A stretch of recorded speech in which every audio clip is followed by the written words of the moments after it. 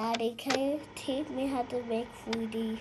In this video, I'm going to break down how I made this mock Nike ad using Blender and After Effects. I recently started getting to some 3D product animation and I wanted to get some more practice in. So the idea for this project was, what would it look like if I made a 3D product animated video for a Nike commercial?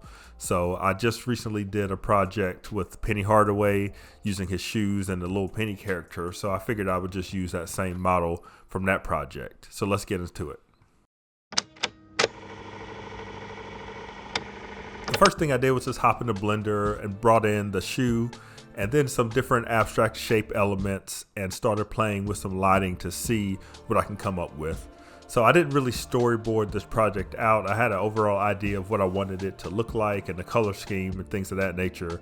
But I just really jumped into Blender, started playing with lights, moving things around until I landed on something that I liked. Then as I was doing some research on Behance and YouTube, I came across a shader for some glass dispersion, and it kind of gives that look of like the back of a CD when light is hitting it. And since this is a shoe from the 90s, I wanted to kind of play off of that. Once I settled on the overall look and feel of the video, I then moved on to the animation. One of the first concepts that I had for a shot was to use these rings, have them kind of expand up like a basketball goal, and then have the basketball drop back down through the middle of the rings.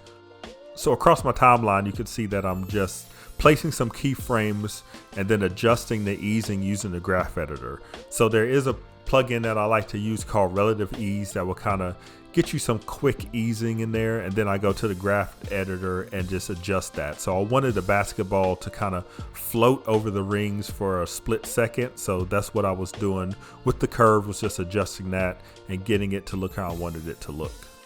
Another idea for a shot that I had was to use a curve and kind of make it like a spiral and have the shoes move towards the camera. So that you see across the bottom, what I'm doing is I'm adding an array modifier and then I'm placing those shoes along that curve that I created.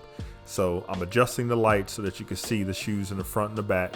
And then what I did was just animate the position of those shoes so that they move towards the camera.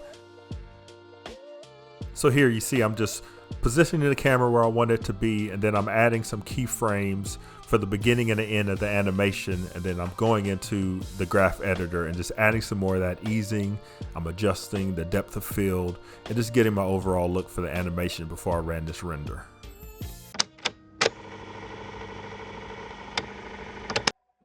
The final step for this project was to put everything together in After Effects. So I actually made the music before I did any of the animation so that I can kind of animate to the beat. So I'm just going through putting everything in based off of the different sound effects and the drops that I had within the beat. And then I'm adding in some Penny Hardaway footage over the top. So I wanted to kind of include some of that to tie it all together. And then finally I added an adjustment layer, and to that layer I added some noise to selective color filter, and I used the curves for some color grading. But now let's get into the final video.